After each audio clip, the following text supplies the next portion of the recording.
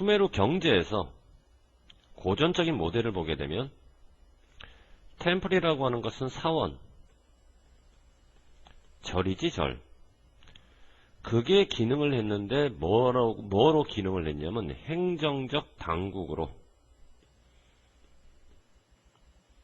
그러면서 이제 지배를 한 거지. 뭐를 지배했냐면 상품의 생산, 상품의 수집, 상품의 재분배까지. 쉽게 말하면 수메르 경제에서는 사원 그리고 거기에 있는 수도승들 이런 사람들이 경제를 좌지우지하는 일종의 지배 계급이었다라는 얘기야. 고고학을 통해서 발견을 했는데 뭐를 발견했냐면 행정 점토판. 그게 어디로부터 발견이 됐냐면 우르기라는 곳에 사원 단지로부터 고고학적 발견을 했고, 이것이 제시하는 바는 그 당시에는 상징을 사용하더라. 그리고 이 상징이 결국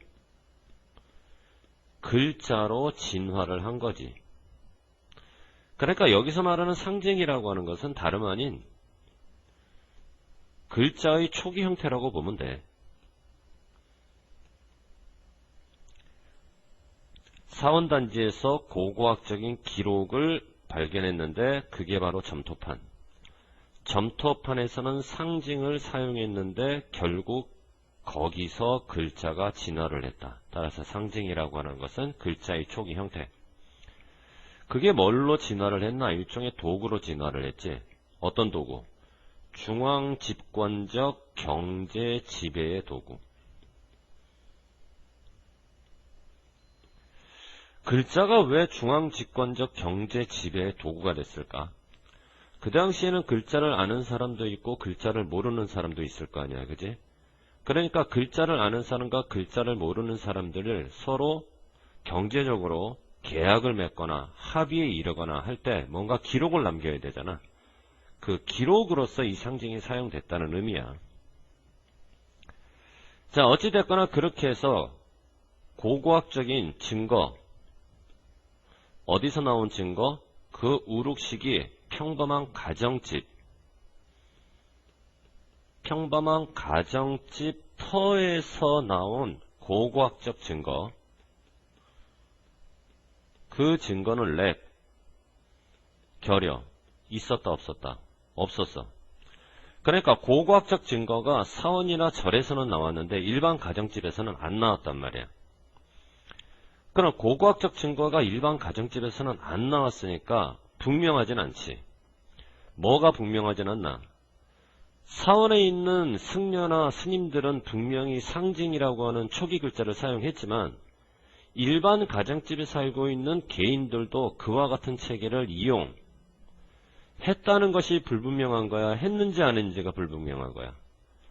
그와 같은 체계를 일반 개인들도 이용했다는 것이 불분명한 게 아니라 했는지 안 했는지가 불분명한 거지. 이해되니 무슨 말인가? 인지 아닌지. 그럼 여기서 말하는 불분명한 일반 가정집의 개인들도 또한 사용을 했을지 그 체계. 그럼 여기서 말하는 그 체계라고 하는 것은 뭐냐면 사원이나 승려들이 사용했을 글자 초기 형태에 해당하는 상징을 얘기한다고 봐야지. 이해되니 무슨 말인가? 자, 그래서 그 시스템이 뭐냐 그러게 되면 상징물 토큰이라고 얘기하면 되는 거야. 초기의 글자 형태.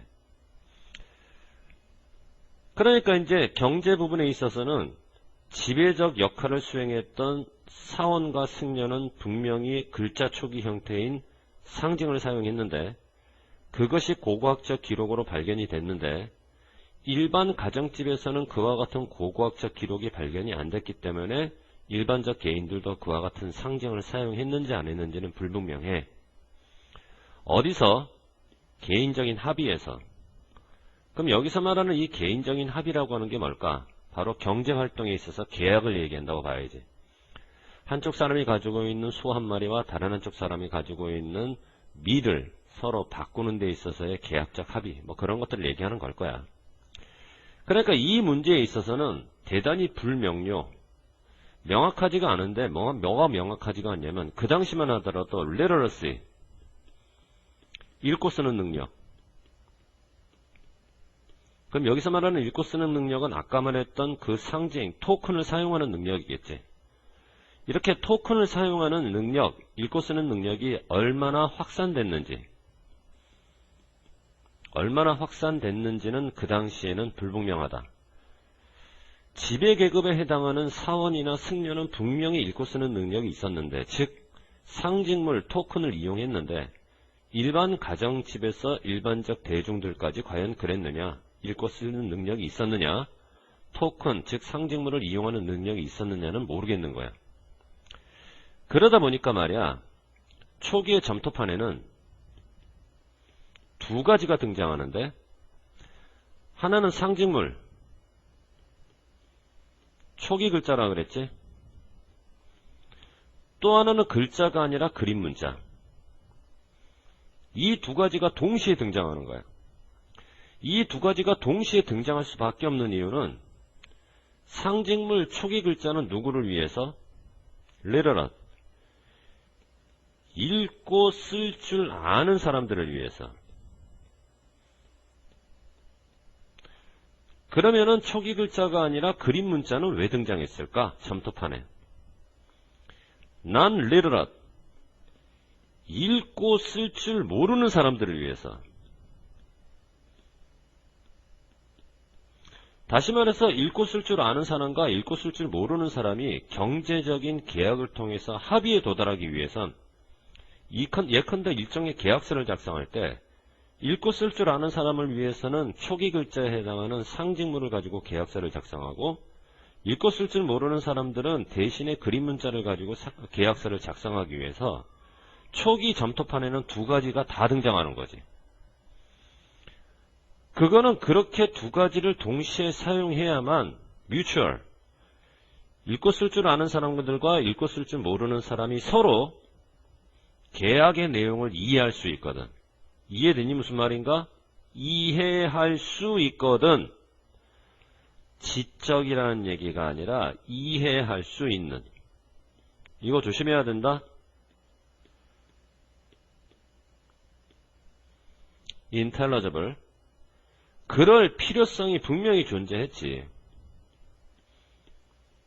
그럴 필요성이 존재했기 때문에 초기 점토판에 상징과 그림 문자 두 가지가 동시에 나타났다는 사실은 이 필요성과 일치하는 거니 불일치하는 거니, 일치하는 걸로 봐야지 불일치하는 걸로 볼 수가 없단 말이야. 이해되니 무슨 말인가? 그렇게 해서 쐐기 문자가 점차적으로 뭐가 됐냐면 추상적이 됐다는 얘기는 더욱더 문자화가 됐다는 걸로 받아들이면 돼. 이렇게 더욱더 문자화가 되는 과정에서 literacy, 읽고 쓰는 능력, 그 능력이 점점 더 중요해졌을까라는 말이지. 어디에? 동의를 하는 데 있어서. 그럼 여기서 말하는 동의의 문제가 왜 계속 나오나? 여기서 말하는 동의라고 하는 것은 일종의 계약적 합의를 얘기한다고 봐야지. 즉 계약서 서명. 자, 그리고 이제 동사 형태를 주목하자. must라고 하는 건 조동사고, 조동사다면 본동사가 나와야 되잖아.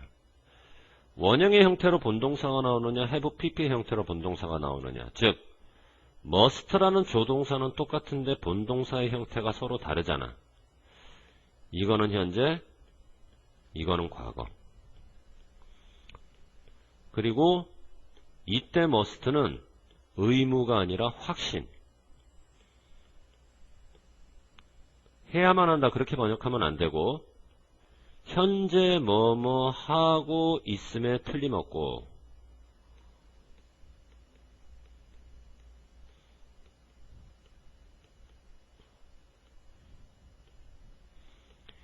이거는 과거에 뭐뭐 했었음에 틀림없고,